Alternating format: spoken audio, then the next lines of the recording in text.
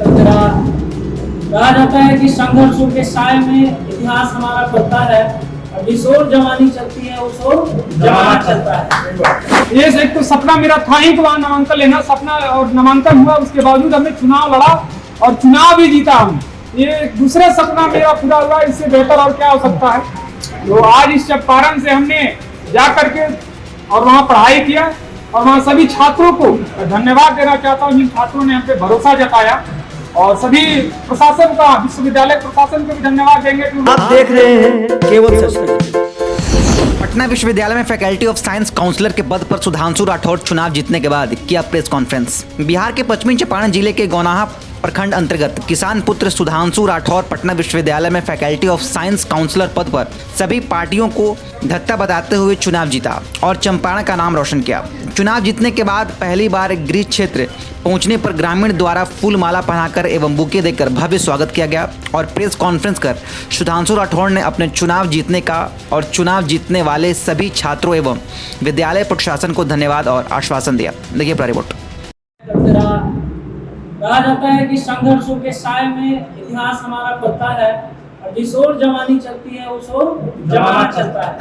तो ये सुधांशु राठौर जो नाम है, ये हमेशा से राजनीति के क्षेत्र में बहुत ही ज्यादा सक्रिय राजनीति में, जो युवा राजनीति है, कभी फीस बढ़ोतरी को लेकर, कभी विद्यार्थी के मुद्दों को लेकर, मैं वहीं पे रहता हूँ, मैं भी पटना यूनिवर्सिटी का छात्र रहा हूँ।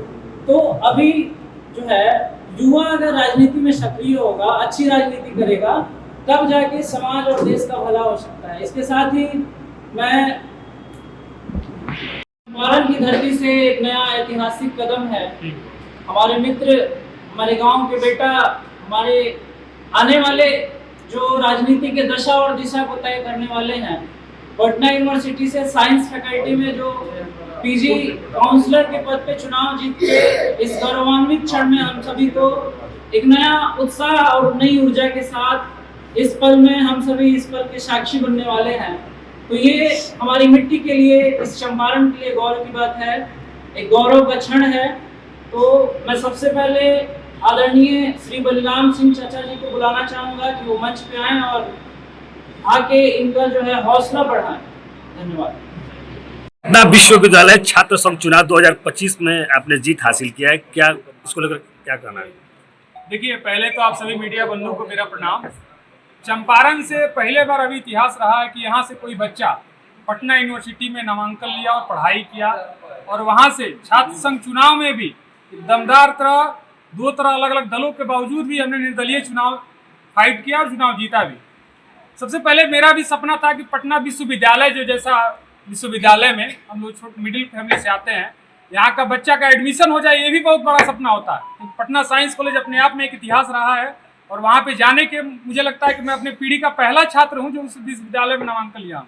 ये एक तो सपना मेरा था ही कि वहाँ नामांकन लेना, सपना और नामांकन हुआ, उसके बावजूद हमने चुनाव लड़ा और चुनाव भी जीता हमने। ये दूसरा सपना मेरा पूरा हुआ, इससे बेहतर और क्या हो सकता है। तो आज इस चंपारण से हमने जा करके और वहाँ पढ़ाई किया और वहाँ सभी छात्रों को मैं धन्यवाद देना चाहता हूँ जिन छात्रों ने हम पे भरोसा जताया, और सभी प्रशासन का, विश्वविद्यालय प्रशासन को भी धन्यवाद देंगे जो उन्होंने इस चुनाव को अच्छे तरीके से कराया। सबसे पहले आज हम लोग का प्रेस वार्ता होने का मेन कारण यही था, जिस प्रकार से छात्रों का, यहाँ के छात्र नहीं जा पाते हैं, आगे पढ़ाई नहीं हो पाती है, तो हम लोग अगर चुनाव जीते हैं तो बहुत लोगों को उम्मीद भी जगी है ताकि आने वाले जो ग्रामीण से छात्र हैं वो भी पटना विश्वविद्यालय जैसे विश्वविद्यालय में नामांकन लें और पढ़ाई करें। शिक्षा हमारा अधिकार है। कहने का मतलब आज हम लोग जिस प्रकार से छात्रों ने हम पे भरोसा जताया है, मेरा तरफ से पूरा वादा रहेगा जितना भी हो सकेगा अपने विभागों में जो हम काम करेंगे, और साल भर को जो मौका मिला है, उम्मीद है कि जितना बेहतर हम कर सके अपने कार्यकाल में काम करेंगे और छात्रों को जितना सुरक्षा से लेकर के तमाम चीज़ें हैं। पटना विश्वविद्यालय में कई ऐसा चीज़ें हैं। पहले तो पीजी में जो एंट्रेंस खत्म हो गया, जिससे कि गांव के बच्चे जो सीयूटी एग्जाम देकर के पीजी में नामांकन लेना चाहते हैं वो नहीं हो पाता है। पटना विश्वविद्यालय में मेरिट बेस पे नामांकन होता है, इसमें मिनिमम कटा जाता है 70%, 80%, 90%। और बिहार बोर्ड का बच्चा देखिएगा, अब मुश्किल से उन लोगों का 70% और 80% जाने में बहुत मुश्किल होती है।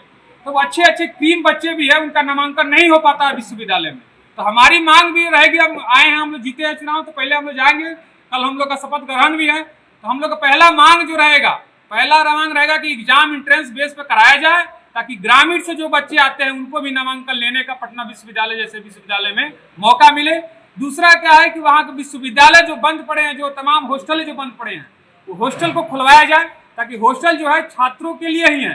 तमाम जो गांव से जो छात्र जाते हैं उनके लिए रहने के लिए जो हॉस्टल बना पड़ा है, इतना लाखों रुपए उसमें लगा है, लेकिन अभी तक बंद पड़ा है, तो उनको खुलवाने का भी मांग हमारा दूसरा तरीके से रहेगा। तीसरा क्या है कि वहाँ का लाइब्रेरी जो है, लाइब्रेरी अच्छे तरीके से जो नहीं चल रही है, उसके लिए भी हम लोग आंदोलन करेंगे। कल VC से भी मिलेंगे, कल शपथ ग्रहण के बाद जरूरत पड़ी तो राज्यपाल महोदय से भी मुलाकात करेंगे, ताकि ये चीजें भी लाइब्रेरी में जो है बच्चों के लिए जो बंद पड़ा है उसको भी खुलवाया जाए, ताकि जो नई किताब के जो एडिशन की किताबें हैं उसमें रखवाया जाए, ताकि जो गरीब परिवार से जो बच्चे आते हैं, जो कंपटीशन की तैयारी करना चाहते हैं, उनको पुस्तक लेने की नहीं हो पाती घर से भी, उनके लिए भी व्यवस्था वहाँ कराया जाए, ताकि बैठकर लाइब्रेरी में तैयारी कर सके। ये तमाम चीजें हैं और इस चंपारण की धरती ने मुझे बहुत प्रेम दिया है, इसके लिए धन्यवाद देते हैं।